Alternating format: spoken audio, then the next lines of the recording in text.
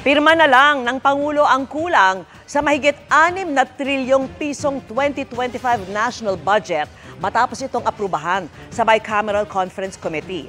Kabilang na dyan ang kontrobersyal na pondo para sa AKAP ng DSWD na unang inalis sa bersyon ng Senado, pati na ang budget ng Office of the Vice President na hindi na nadagdagan. Nakatutok si Mav Gonzalez. Bago na aprubahan sa BICAM ang panukalang mahigit 6 na trilyong pisong 2025 national budget, nagkaroon daw muna ng mahabang diskusyon sa pondo ng ayuda para sa Kapos ang Kita Program o AKAP. Inalis kasi ito sa bersyon ng Senado. Ngunit ibinalik ng BICAM kung saan pinag-iisa ang bersyon ng Senado at Kamara ng panukalang budget.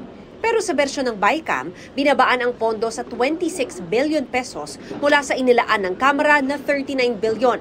Pwede na rin itong magamit, hindi lang ng mga kongresista, kundi pati mga senador. Linaw natin yung mga guidelines para dito kasi dati ito ay sa House initiative lamang. Ang co-equal body at para naman may transparency, ang Senate ay merong ding pagkakataon na makatulong sa pamamagitan ng AKAP. Ma'am, tama po ba? 21 billion para sa House, 5 billion for the Senate? More or less, ganon.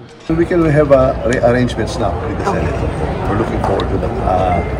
We were supported by the Senate. Nasa 21 billion ng AKAP ang para sa mga kongresista habang 5 billion ang para sa mga senador. Pero giit ni Poe, depende pa rin ito sa pangangailangan ng nasasakupan ng mambabatas at nasa ilalim ito ng pondo ng DSWD. Nanatili naman sa 733 million pesos ang pondo ng Office of the Vice President. Dahil hanggang sa huli, wala na raw formal o informal request ang OVP na dagdagan ng pondo nila. Meron namang pagkakataon yung Office of the Vice President na tumulong pa rin. Meron silang social services allotment na 600 million na pwede nilang gamitin para dyan. Hindi naman sila nawalan, capacitated pa rin sila. Inalis din ng BICAM ang 74 billion peso subsidy para sa PhilHealth sa 2025. Ngayong taon kasi, naging kontrobersyal ang paglilipat ng PhilHealth ng sobrang pondo nila sa National Treasury. Tiniyak naman ni Poe na tinaasan ang pondo ng mahahalagang ahensya, partikular sa social protection, livelihood, kalusugan, edukasyon at disaster response. Base naman sa BICAM report, ilan sa mga ahensyang nadagdagan ng pondo pagdating sa BICAM ay ang Department of Public Works and Highways, ang Department of National Defense at ang Kamara. Ang Office of the President dinagdagan din ng mahigit 5 billion pesos para maging 15 billion ang pondo. Ilang increase sa budget na isinulong ng Senado ang hindi napagbigyan. Sa sektor ng edukasyon halimbawa, nasa 45 billion ang nabawas sa DepEd, SHED at SUCs. May ilang senador na hindi muna pumirma sa BICAM report. Hindi ko muna po pipirmahan yung budget BICAM report.